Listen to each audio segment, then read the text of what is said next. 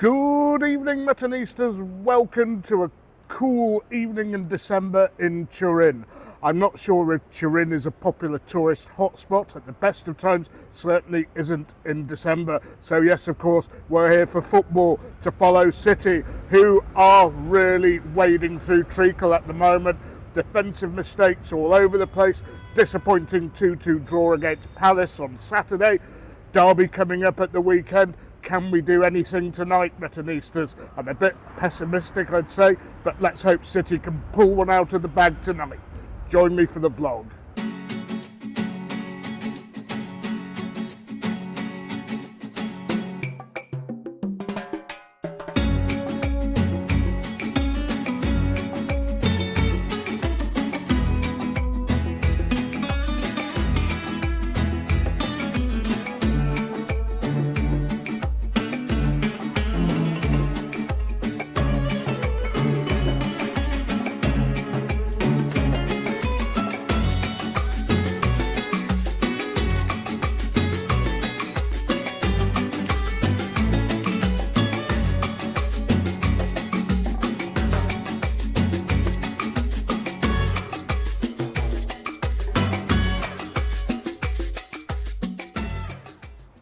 Now, I had said that I'm on a dry December. I am going to drink today with the food segment, maybe after the game, and I will for the derby. And just in case you think I'm lacking resolve, I will add on 3 penalty days after each shall we say, dry days. So that means the diet will probably finish on about the 15th of January. Anyway, interesting food segment ahead. Piedmont, the area where Turin is, famous for its slow-cooked food, Barolo wines, Nebbiolo. So I'm really looking forward to this one. Maybe I'll sneak in an aperitif beforehand. It's 5:30 in the afternoon, way earlier than I normally eat, but afterwards we probably won't get anything.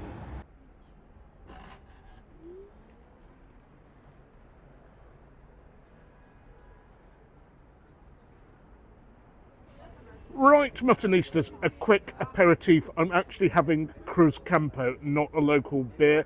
I think it's a Seville beer, but Moretti, which is what they seem to serve a lot here, it isn't actually my cup of tea. It's not often that I'm fussy about lagers, but I mean, it's drinkable. I had one yesterday, but I am going to have this before dinner.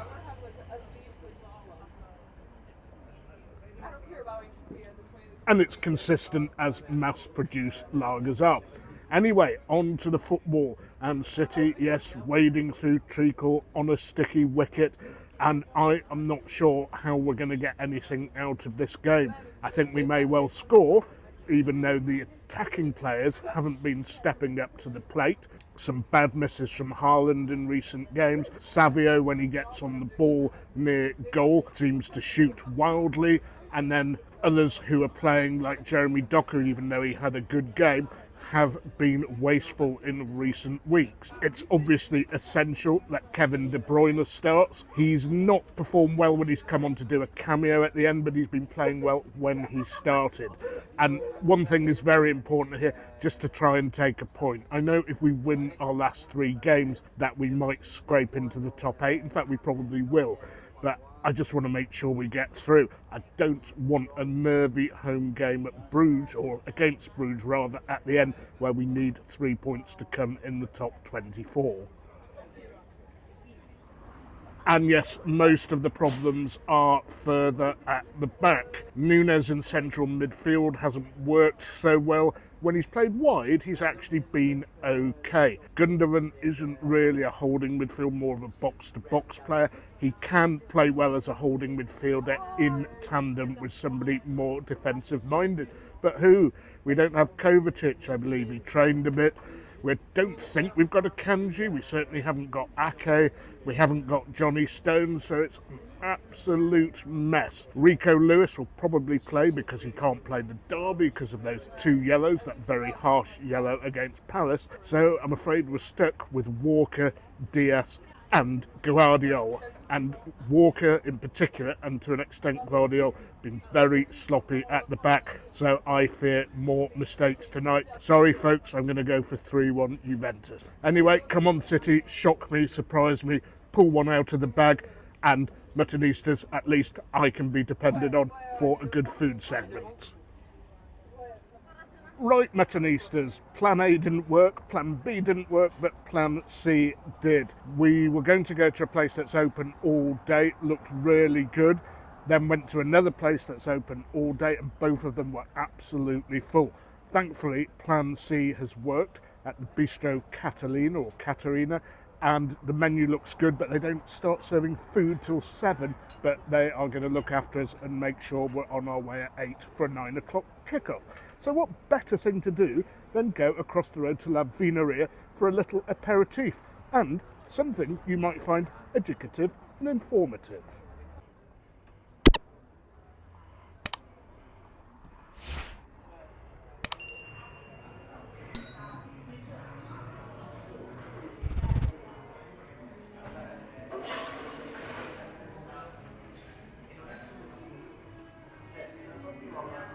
Okay, Muttonistas, I have in my hand a bottle of Francia Corta, the producer being Uberti, and I know a whole army of you really like Prosecco back in the UK and some other places.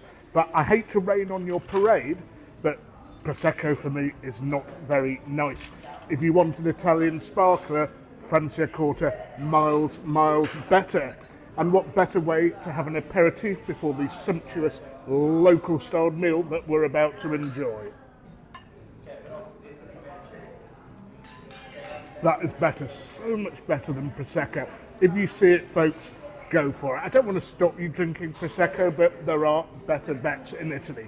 Anyway, Muttonistas, I can declare myself match fit. Come on, City.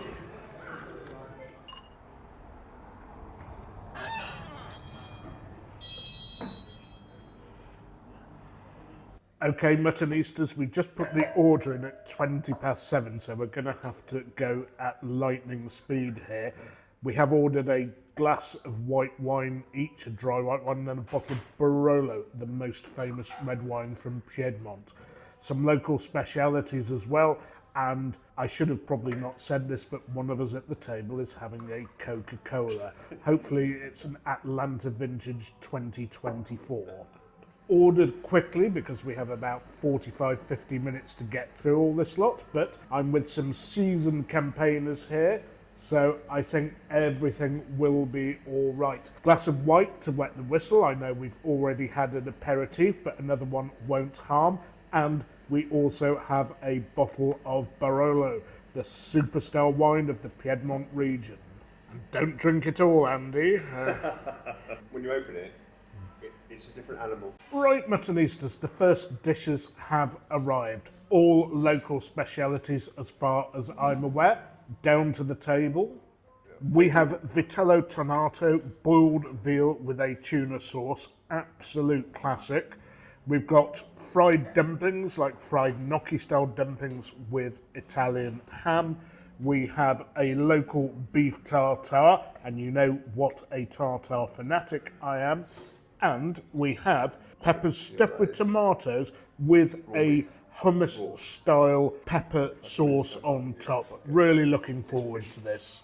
And I do apologise here, I am slacking with the aperitif here, so let's get that down my neck and on to tasting the food. A very quick slurp.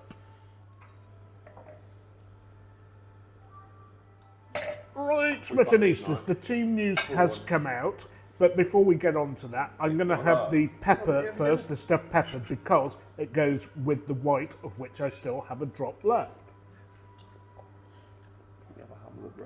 Both the pepper and the tomatoes are warm, with a sprinkling of either cheese or breadcrumbs. It must be breadcrumbs. I didn't get that cheesy a taste.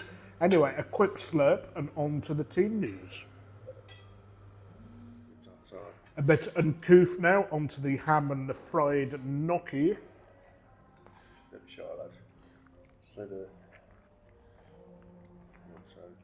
And Muttonistas, I haven't had that deep fried gnocchi before. Very, very tasty.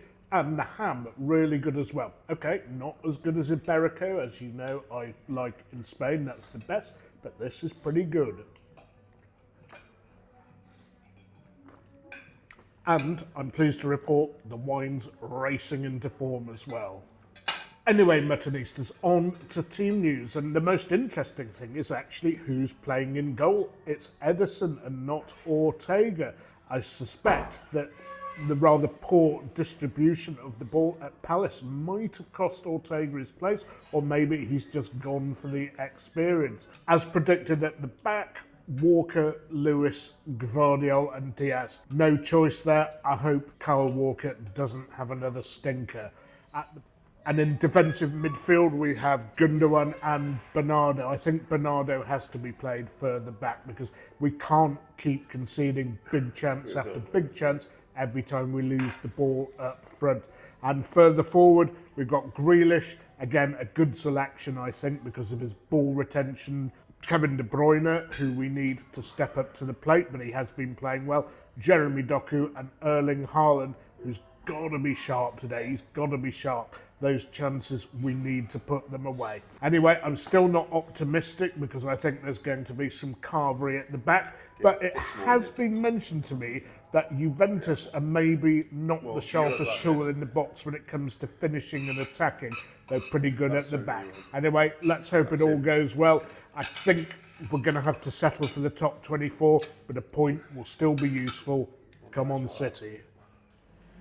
Right, Muttonistas, the Vitello Tonato. First time I came across this dish, boiled veal, tuna sauce and capers, I thought, what an odd combination.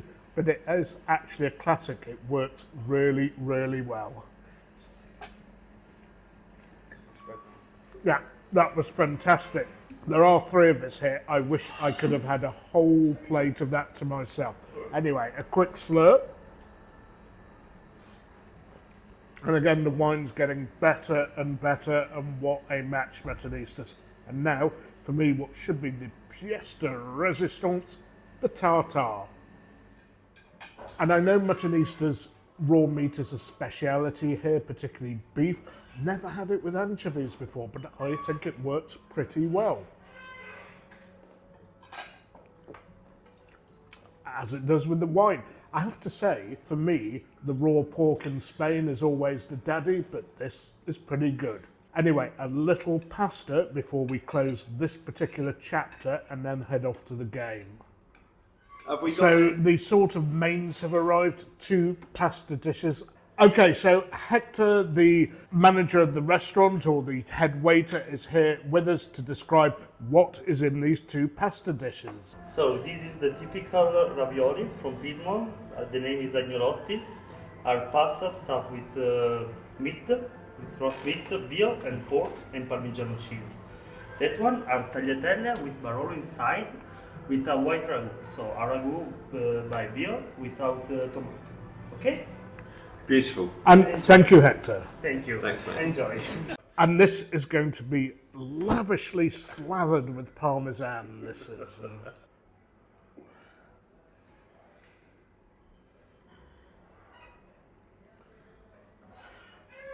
Some of my slathering with parmesan was about as accurate as Andy Cole there, but I'm sure it will taste good anyway. Okay, Muttonistas, the agnolotti, the local pasta first. And that, Muttonistas, is ravioli on steroids. It's beautiful, absolutely beautiful.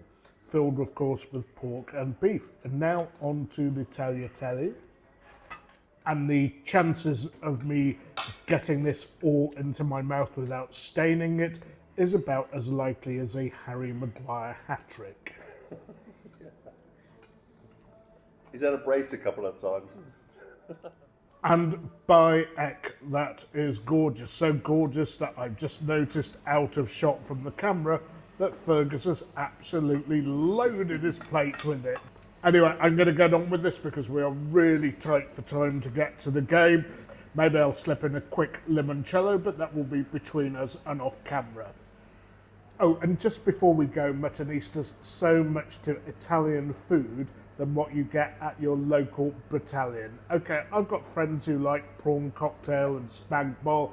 I don't want to say don't enjoy that if that's what you like, but come on, be adventurous, spring out. And if you see dishes like these, admittedly rare in the UK, where they do try and cater to local tastes a bit too much, in my opinion, go for it, try it.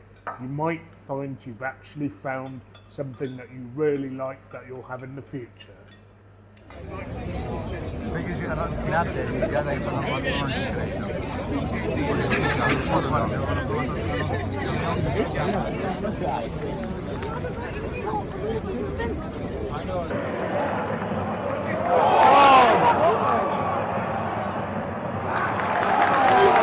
Well, we're 20 minutes in and Juventus seem to like to sit back and then spring and attack.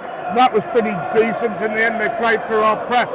Was somebody missing there? Anyway, at the turnstiles, tons of people disobeying the rules. They were told to have a passport that matched the ticket, and there was a massive queue of people being turned away for that reason.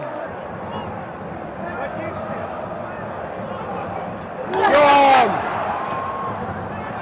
Oh!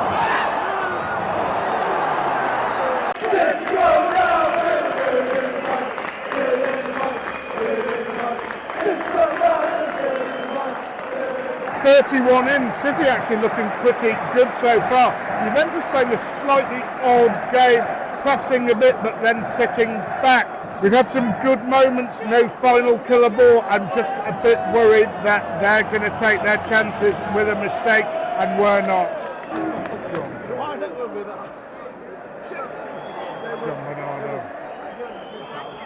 Ball, oh. Gone, oh!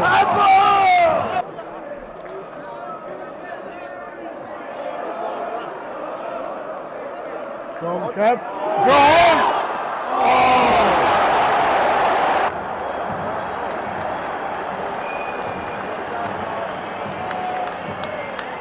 So Mutton, half-time, Juventus 0, City 0. Not a lot happening there. City did have the best of the game, more of the ball, some good positions without the necessary final killer ball to make it count. A couple of good breakaways from Juventus as well. Thankfully, our defenders were defending well and covered those positions. What's going to happen in the second half, I've no idea. I'm glad we haven't made an egregious error, as it were, so far, and not let them get an easy goal. But I'm always worried about that for the second half. So let's hope we keep it solid at the back and get at least a point. Who knows what's going to happen?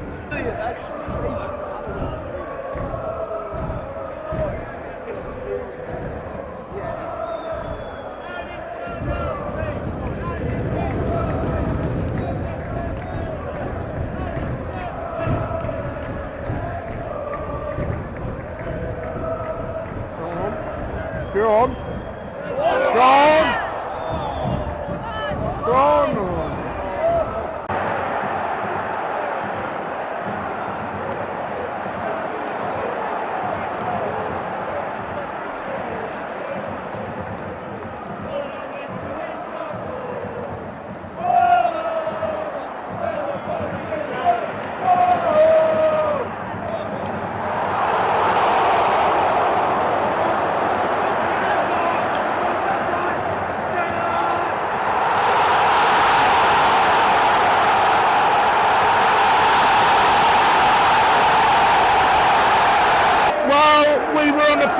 Counter-attack and we lost the ball, we're countered on the counter. Good save from Edison. City did better with the direction of the ball. I couldn't see whether that went in or not. The linesman and the referee and the BL said it did. So it's Juventus 1, City 0. Not fancying this at all now.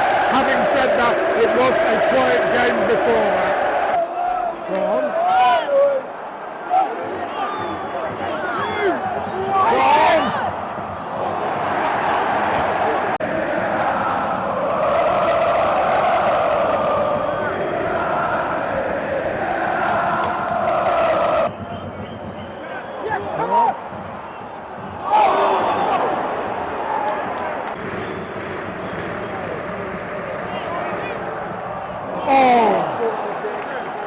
Well, we're 66 in, it's still 1-0 to Juventus. I think we're actually looking okay here, so not impossible that we get something out of this. I didn't quite see what happened with the goal. I know Guardiola gave the ball away. Some suggestion that Edison fumbled. I'll have to review the footage.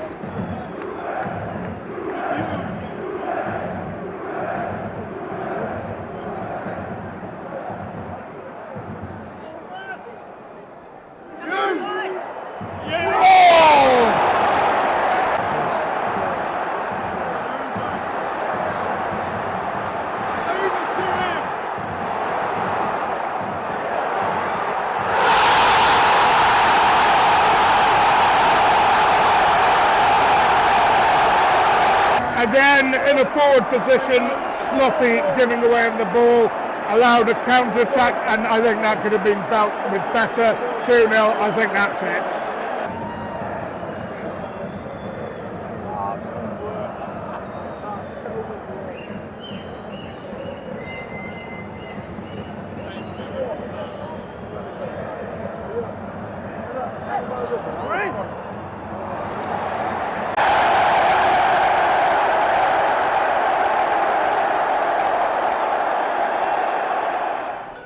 Okay, Muttonistas full-time, Juventus 2, City 0. What can I say? Nothing so special about Juventus. We were just bad again.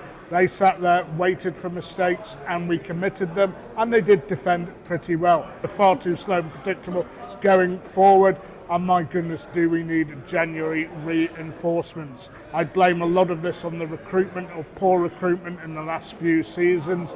We are on a road to nowhere. I don't think we're getting anything from Paris if we play like this, and it's going to be a sweaty one at the Etihad against Bruges to finish off. Now, we're all queuing here waiting to get out, but in my experience in Italy, you can be waiting an hour and 90 minutes here. It's going to be a long, long wait. And it's absolutely clear that the players that we have are not good enough to play the Guardiola way for sure. All this slowing the play down, going from side to side, grinding forward, thinking we can bust through teams that have got themselves set and back into shape. It's not happening. It's not happening. We used to be able to do that, but with a couple of average wingers, no way. As for the goals themselves, I couldn't quite see what was going on for the first goal. I saw the counter-attack and Edison's save. Guardiola lose the ball, but I couldn't see what happened with that goalmouth scramble. Did Edison fumble? The BBC says the goal was like millimetres over the line, but it sounds as if Edison should have done better there. And then the second goal, we just gave the ball away in a terrible position and never recovered. But don't forget, the guy who scored spent a season, I think, at loan at Leeds and couldn't score a single goal. That is how bad it's getting. Anyway, I'm going to stand out this holdback and I'll see you at the pub, Muttonistas.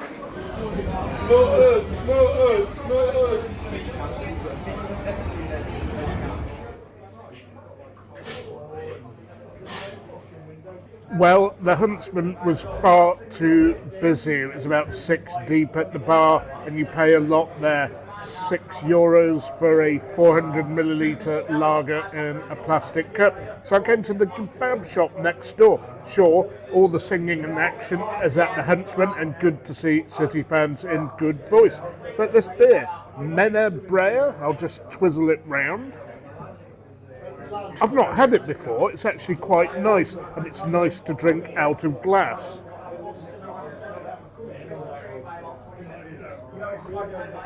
So where does that leave us all? It leaves us basically out of the hunt for the top 8.